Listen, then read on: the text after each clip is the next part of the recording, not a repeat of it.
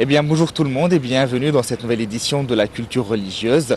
Votre émission, je vous rappelle, vous propose de découvrir ou redécouvrir les principes cultuels, également aussi de l'islam. Et j'ai envie de commencer cette émission en vous rappelant un point important et une base de la religion musulmane. C'est une religion, certes, qui a été révélée il y a plus de 1436 ans, mais c'est une religion qui est d'actualité. C'est une religion qui est destinée à perdurer jusqu'à la fin des temps. C'est une religion, finalement, dont les événements et l'histoire peuvent être appliqués à l'époque actuelle. Alors pourquoi je dis ça? Parce que durant les deux prochains épisodes, donc aujourd'hui et le prochain, avec notre invité Dr Ismail Hamed, qui est historien spécialisé donc dans en religion comparée, nous allons voir ensemble les événements importants qui se sont déroulés pendant le mois de Ramadan et nous allons voir leur application possible à l'époque actuelle. Dr Ismail, bonjour. Bonjour. Merci d'être avec nous. Alors, c'est bien ça, vous êtes donc historien, spécialiste de religion comparée. Vous avez plusieurs livres à votre actif et nous allons en présenter un qui est en relation avec le thème d'aujourd'hui, qui est les principales, je crois, batailles, les principaux événements de l'islam. Alors, pour introduire, j'avais commencé par parler donc des événements qui sont déroulés plus précisément dans le mois de Ramadan et leur impact et leur application à l'époque moderne. Est-ce que vous pouvez, en guise d'introduction, nous dire comment cela est possible? Bien sûr, je vous remercie au début de m'inviter d'être avec vous, avec aussi votre programme très apprécié et très vénéré. Vraiment, le mois de Ramadan, c'est une période très exceptionnelle pour tous les musulmans. Le jeûne de Ramadan, c'est un de 5 piliers de l'islam. Donc on parle aussi d'un pilier avec sa spécialité. Oui, bien sûr, chaque pilier de l'islam est a sa spécialité. Si on parle précisément par rapport à la spécialité de Ramadan, on a beaucoup de choses. Donc alors, pendant Ramadan, le musulman, elle doit montrer qu'elle est plus fort plus que ses désirs. Toujours, alors c'est la nature de l'homme, c'est avec les désirs. C'est le désir de manger, le désir de boire, le désir de n'importe quoi. Mais pendant ces mois-là, on a besoin de montrer que plus que le désir, quand on peut résister aussi le désir de n'importe ce comme d'après les principes de Ramadan. Et bien sûr, pendant cette période-là, alors l'homme ou le musulman abstient ou arrête de manger, de boire, de fumer, de voir, de toucher les femmes, de faire de n'importe tout ça pendant 30 jours. Donc pendant cette période 30 jours, c'est une période de calme. C'est spirituellement pour montrer qu'on est aussi presque comme des anges. Oui, on n'est pas des anges, mais on imite les anges par rapport de leur nature. Okay. En même temps, état spirituel, oui, vraiment la très spiritualité, important. oui. En même temps, c'est un des principes de Ramadan comment sentir envers les pauvres, ceux qui n'ont pas les moyens. Pour les riches, ceux qui mangent, ceux qui ont tous les moyens pour faire tout ce qu'ils veulent, pour avoir tous les désirs qu'ils veulent, alors c'est possible pour eux dans toutes les périodes, dans tous les mois. Mais pendant ce mois-là, donc c'est la spécialité. Alors parce qu'on est tous égaux. Alors on a tous c'est l'égalité de tout le monde, un riche, un pauvre et tout ça. Particulier le pauvre, c'est sa vie normale. Elle est comme ça, il a moins de moyens. Donc pour lui, c'est presque un petit peu normal, un petit peu dur par rapport au normal. Mais pour le riche, dur pour lui parce que l'habitude d'être ou d'avoir une vie comme ça. Le mois de Ramadan, donc un mois sacré, un mois de tolérance, de repentir, de spiritualité. On va voir plus en détail si vous le voulez bien. Je vous propose un commentaire tout de suite et on revient après ça.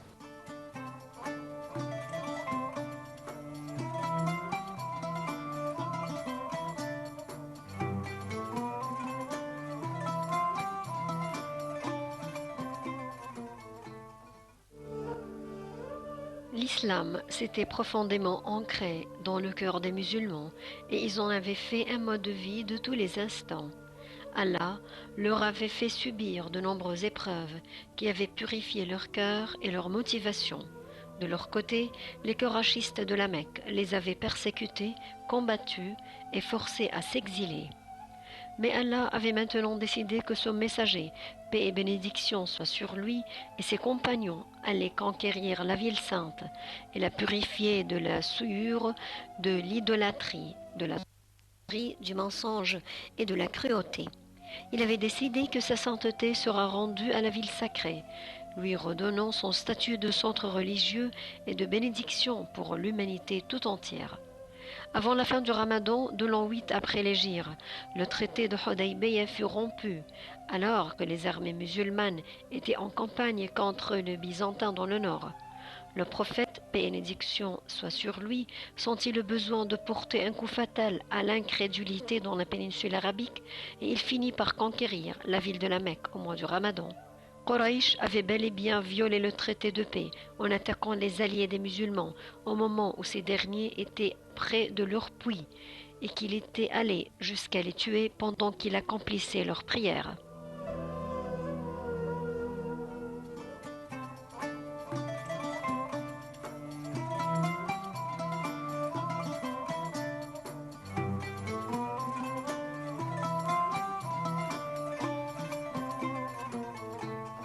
De retour pour cette édition de la culture religieuse, mon invité est Dr Ismaël Hamed, spécialiste et historien et spécialiste en religion. Nous avons commencé par introduire, si vous voulez, l'esprit du mois de Ramadan et vous voulez signaler donc quelque chose de très important dans la spiritualité du Ramadan. Oui, bien sûr, le Ramadan, comme on a déjà parlé, il y a beaucoup de spécialités pour ce mois-là. Pendant aussi le Ramadan, donc on parle d'une période de la charité. C'est une période de rassemblement de toute la famille, de la société. Pendant le Ramadan, on a tous presque les mêmes horaires de travail, d'aller au travail et de terminer, et après pour aller à la maison. Donc alors toute la famille, tous les membres de la famille se rassemblent alors pendant la période quand il y a l'appel au coucher de soleil, donc pour manger, on est tous ensemble. Donc aussi ça sent très bien pour toute la famille, parce que dans les autres mois, dans les autres périodes, chacun avec sa vie, on est dans une bâtisse pour toute la famille, la grande famille, chaque fils de la famille ou des parents, alors il a sa famille et l'autre, donc chacun dans un étage, il est presque isolé. Mais pendant Ramadan, on est tous autour de la même table. Si pendant Ramadan, on invite les uns des autres, on invite les amis, on invite les proches pour aller avec nous, pour manger dans un jour de Ramadan. Les autres nous rendent aussi de la visite pour aller chez eux, pour manger. Ça c'est très bien aussi pour la spécialité de Ramadan.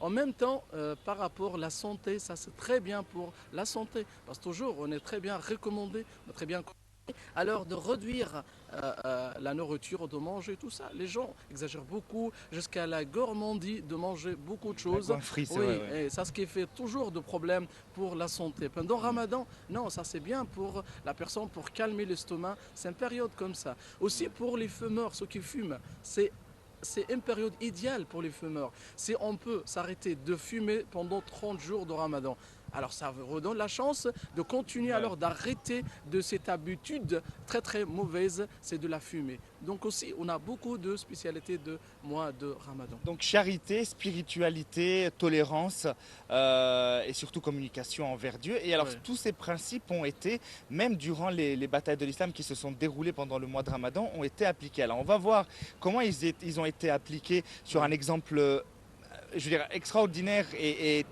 mythique, je dirais le plus important de l'islam, donc c'est la réinstallation du prophète à la Mecque. Et nous allons voir comment les principes et les valeurs qu'a instauré le prophète quand il s'est réinstallé à la Mecque, on peut les utiliser donc à notre époque actuelle et qui sont vraiment d'actualité. Tout d'abord, avant de parler de cette réinstallation, alors qui dit réinstallation, ça veut dire qu'il y a eu départ. Parlez-nous de ce départ justement forcé du prophète. Oui. Alors, je parle de Fath Mecca, je parle de retour à la Mecque, parce que bien sûr, quand on parle de message du prophète Mahomet, c'est un message qui comprend 23 ans. Alors, ça a été 13 ans à la Mecque, et après le prophète était chassé. Il est obligé d'émigrer à la Médine, 500 km alors au nord. Donc, toujours les mécréants de la Mecque, le Koraïchi, toujours il faisait de mal pour le prophète Mahomet. Il ne le laisse pas tout seul. Et pour ça, pendant la deuxième année, après l'émigration, après 15 ans de message, alors c'est le verset de Al-Jihad. Il jihad pour se défendre. Al-Jihad, c'est comme un principe pour se défendre. Après 13 ans de persécution de la part des non-musulmans, donc il y a 13 ans de finalement, je dirais pas laisser aller, mais enfin... La torture, la persécution. Et ensuite, il y a ce verset qui est de tous les moyens. Alors c'était la période comme ça. Et 2 ans encore. même après la fondation de l'État islamique, mais le vrai État, bien sûr pas l'État, le faux là, bien donc sûr. comme ça, c'est le vrai état de prophète Mahomet. Donc c'est 15 ans, donc après tout ça, ça dépend là de la révélation de Al-Jihad, mais pour se défendre contre les mal. Et 6 ans après ce verset-là, le prophète Mahomet, il est devenu très fort, mais il y avait un pacte entre le prophète Mahomet et les Korachites. Un pacte de ne pas s'agresser les uns des autres. Okay. Il y avait des tribus alors, qui étaient avec le côté du prophète Mahomet, c'était Khouza'a, et c'était l'autre côté aussi, c'était Kinana, c'était avec les Korachites. Donc les Korachites, ils ont bien sûr n'ont pas respecté le pacte ou le covenant avec le prophète Mahomet, ils ont tué alors quelqu'un de la famille de Khouza'a, c'était comme ça. Donc alors, pour ces moments-là, donc on parle d'une agression alors sur le prophète Mahomet et sur les alliés du prophète Mahomet, c'est-à-dire c'est l'annulation de pacte. Donc le prophète Mahomet, alors il a ramassé à peu près 10 000 personnes et puis il est parti vers la Mecque. C'était un retour avec une grande force, avec un grand pouvoir, avec tout ça. Et aussi après une période de torture, ils ont tué alors le cousin du prophète Mahomet, Hamza, ils ont aussi tué beaucoup des grands compagnons du prophète Mahomet. Donc dans ce cas-là, les gens imaginent que alors le prophète Mahomet, donc il va se revenger, oui, il va se revenger alors de Korachites, il va faire de massacres, il va faire tout ça, il a toute force. Et même quand les Korachites, ils savaient de l'intention du prophète Mahomet et de son arrivée vers la Mecque, donc ils ont envoyé Abu Sufyan, alors c'est pour calmer l'affaire et pour tout ça. Donc il a parlé avec Abu Bakr, alors arrêtez Mahomet, donc qu'est-ce qu'il faut faire? Et comme ça, Abu Bakr il a dit non, je ne peux pas faire ça. Et elle est partie pour Omar, pour parler avec lui. Omar, la même chose, c'était Ali après. Mais Ali lui a dit alors essaye de calmer l'affaire et aussi appelle les Korachites alors de ne pas faire le mal. Et puis ça va passer comme ça. Et Abu Sufyan, qui était un envoyé de Korachites, Koraïch, a essayé d'arrêter donc l'avancée des musulmans. Oui, c'est pour les arrêter de. Pourquoi il ne s'est pas adressé au prophète directement? Il est parti voir Abu Bakr et Ali. Parce que toujours c'était Abu Sufyan, c'était un grand chef de mécréants pendant cette période. Toujours c'est le prophète Mahomet, il était bien sûr le commandant, c'était le chef, c'était le grand prophète, le personnage supérieur alors devant tous les musulmans. À l'autre côté, c'est bien sûr, mais on ne parlait pas de rassemblance, mais c'était Abu Sufyan, c'est lui qui était aussi le chef pour les mécréants et tout ça. Donc pour aller directement au prophète Mahomet, c'était un petit peu difficile pour lui parce orgueil, finalement. Oui, parce qu'il n'a pas l'osité de faire ça, n'a pas osé de faire ça, d'approcher parce qu'il a fait beaucoup de mal pour le prophète Mahomet et qu'il peut oublier alors sa femme, c'est Hind bint Utba, et quant à là, c'était à cause d'elle que pour tuer Sayyidina Hamza radiallahu anhu. Donc c'est pour ça c'était difficile. Donc il est parti directement, avant d'aller à Abu Bakr, Omar, Ali, il est parti à sa fille. Alors Umm Habiba, c'était la femme du prophète Mahomet, elle reste avec elle un petit peu, elle a essayé de calmer l'affaire, mais elle connaît que son père, elle était mécréant. Donc bien sûr, c'est comme ça, elle ne peut rien faire avec le prophète Mahomet. Et pour ça, elle est partie pour parler avec les grands compagnons, Abu Bakr, Omar et après Ali et tout ça. Après, donc elle est partie vers les mécréants de Koraïch pour parler qu'est-ce qui se passe. Et quand le prophète au milieu de la route pour aller à la Mecque, donc c'était bien sûr des grandes foules, alors qu'il était avec lui 10 000 personnes, avec aussi les autres tribus arabes qui arrivent pour rejoindre le prophète Mahomet. Donc il est parti la nuit pour regarder alors le nombre de musulmans et qu'est-ce qui se passe. Il a trouvé Al-Abbas, c'est l'oncle du prophète Mahomet. Donc Al-Abbas lui a dit arrête Abu Sufyan, ça suffit de faire mal pour le prophète, d'être toujours un opposant pour le prophète. Alors le prophète il est venu avec des grandes foules et tout ça, c'est fini l'affaire avec vous. Donc Abu Sufyan il a essayé de se calmer l'affaire avec Al-Abbas, il lui a dit qu'est-ce que je fais et tout ça, il lui a dit que viens avec moi et je vais alors pour médiation alors entre toi et le prophète et comme ça. Et c'est bien sûr grâce à son oncle, le prophète Mahomet. Donc alors il a accepté l'islam de Abu Sufyan et lui a dit vas-y chez toi et rentre dans ta maison et ferme ta maison. Alors tu es sûr, il n'y a pas de choses. Ça c'était le début de la tolérance avant de rentrer la Mecque. Et aussi le prophète il a dit celui qui rentre à la maison de Abu Sufyan, il est sûr.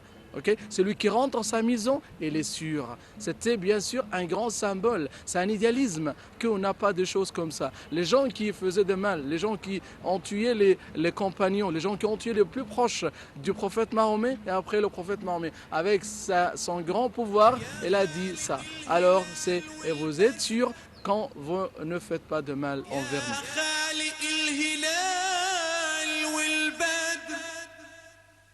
اكرمني في ليلة القدر يا أقرب لي من نفسي يا خالق السماء والأرض والخضرة وجناين الورد قويني على نفسي نجيني من نار النار واغفر لي ذنبي يا غفار نجيني من عذاب النار واغفر لي ذنبي يا غفار وارزقني يا عظيم الأجر يا خالق يا خالق الهلال والبدر يا خالق الهلال والبدر اكرمني في Donc je vous propose, après l'explication du contexte du retour vers la Mecque, un reportage sur un monument. Donc aujourd'hui c'est El Azhar et on revient après ça.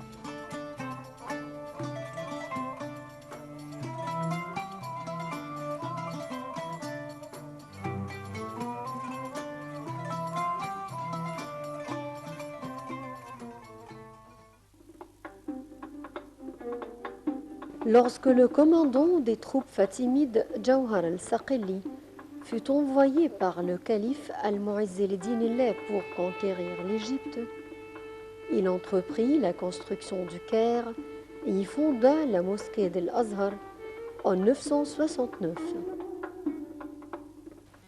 L'action de la mosquée s'étendit sur 2 ans. La mosquée d'Al-Azhar ouvrit ses portes pour la première fois en 972. Depuis cette date, la mosquée d'Al-Azhar et son université deviennent parmi les plus célèbres dans le monde musulman.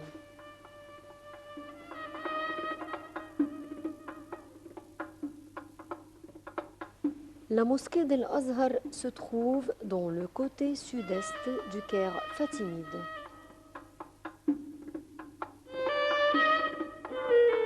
Au début de sa construction, la mosquée était connue par la mosquée du Caire, le nom qu'elle garde jusqu'aujourd'hui.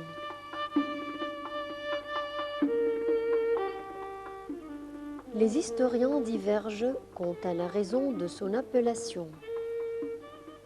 Certains pensent que le nom Al-Azhar, littéralement le plus florissant, fait référence aux magnifiques palais florissants qui ont entouré la mosquée à cette époque dans la ville du Caire, en pleine construction et développement.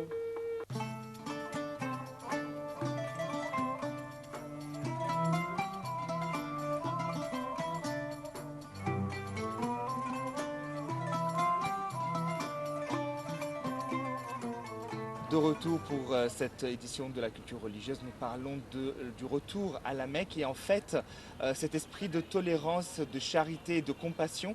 Le retour de la Mecque s'est déroulé pendant le mois de Ramadan et justement tout l'esprit du mois de Ramadan, l'esprit de charité, de spiritualité, de compassion sont présentes dans ce retour en force du prophète Mohammed paix et bénédiction sur lui. Notre invité est Dr Ismaël Hamed, spécialiste en religion comparée. Dr Ismaël, donc nous avons vu à quel point le prophète était tolérant vers le peuple de Quraysh, bien que des commanditaires les commanditaires du meurtre de sa famille, de ses persécutions, sont de Quraysh. Et envers ces commanditaires, il a même été clément et a préféré le chemin du pardon. Et c'est Ouais. tout l'esprit du mois de Ramadan, justement. Oui, alors, dans cet événement, ce qu'on parle, alors, le retour à la Mecque, au Fath Makkah, donc alors, il y a beaucoup de slogans, il y a beaucoup de signes incroyables, c'est inimaginable par rapport les sentiments humains, quelqu'un qui nous a tués, alors des gens qui sont plus proches de nous, alors mon cousin ou mon frère ou mon oncle, et comme ça, et par une façon horrible, par déformer le corps et tout ça, comme ça, ce qui se passe avec Sayyidna Hamza, radiallahu anhu, celui qui est alors le lion de l'islam. Il a été tué alors la bataille de Uhud, mais il a été tué par une façon horrible, une façon inhumaine, bien sûr. Alors, c'était Hind bint Utba, alors tu es la femme de Abu Sufyan. Elle ne met pas Hamza parce que c'était à cause de lui, celui qui a tué alors son frère et son père pendant la bataille de Badr. Donc, elle veut se revenger alors de lui. Donc, elle a donné de l'argent à Wahshi, celui qui était un homme sauvage. Alors, c'était un mécréant pendant cette période. C'est juste de tuer alors Hamza par n'importe quel moyen. Aussi, elle va lui donner encore beaucoup d'autres choses. Donc alors, c'était sa fonction principale, c'est pour tuer Hamza pendant la bataille de Uhud. Elle l'a remarqué dans un point de l'autre et puis il l'a tué. Et après de la tuer, à la fin de la bataille, Hind, elle est partie envers alors Hamza. Elle a fait des choses horribles, vraiment, parce qu'elle a ouvert son ventre. Elle a bien sûr relevé alors son foie et là, comme ça. Donc c'était très très difficile pour la faire. Elle a même goûté bien sûr le foie de Hamza. Elle a déformé son corps. Elle a C'était fait beaucoup de- vraiment une sauvagerie. Hein, de Oui, sa non, part. non, c'est un sauvage exceptionnel.